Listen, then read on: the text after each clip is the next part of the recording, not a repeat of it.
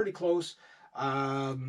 But you're not going to get Mesa Boogie, or you're not going to get Angle, or you're not going to get a, you know, an Archon or like that. You're going to get a Fender with a distortion pedal is what you're going to get.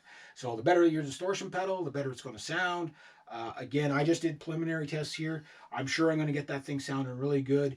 But if I did anything to that amp, two things. A, just replace the tubes. No, I'm not going to neuter the thing and put the AX Y7s in it just to make it quieter. No, this amp is a live amp. That's why I don't get to play it as much as I'd like. When there's people in the house, like, you know, like it's on one and it's shaking the house. You know what I mean? I don't know how loud I can go with this pedal in there, so I'll have to experiment to see if I can get a really good live sound before I jam with the bands and stuff like that.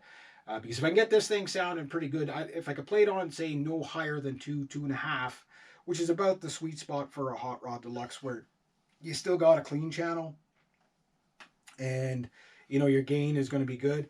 I do kind of want that Kongzilla sound that I get, that really heavy chunk, you know, like when you hit it, it's just, you know, like you hear a bit of a, like a boom with it, but not boomy, but like just like the house shakes, you know, a lot of bottom end, but with clarity. I need the clarity.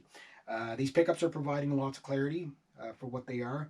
Very hot pickups. I don't know exactly what they are, if they're 15,000 K ohms out of it or 16,000, but they are very, very hot. The hottest pickups I've probably ever used.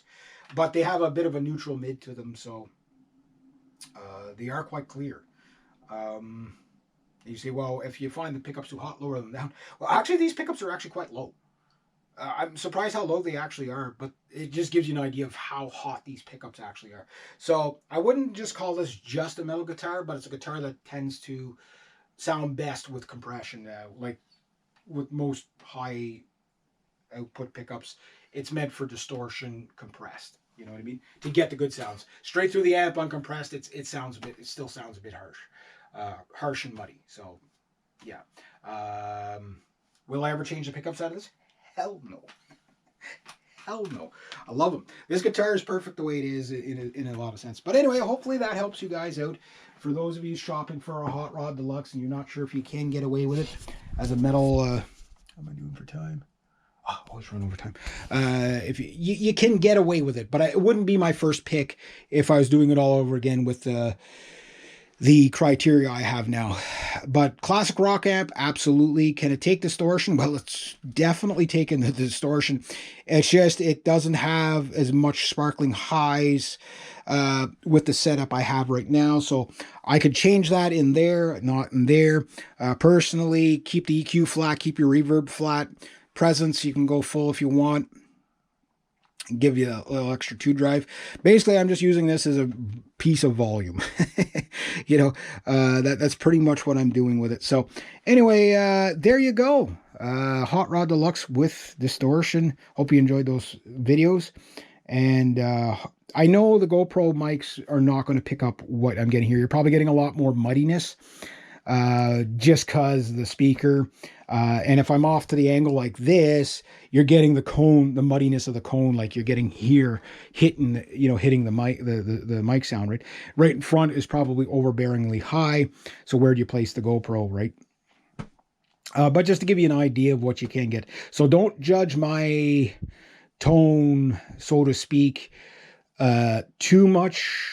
Just judge the concept more than the tone, because it's not refined yet. That'll take me a little, that'll probably take me a little while. Like if I'm playing live, when I play live, I tend to have presets set for each guitar.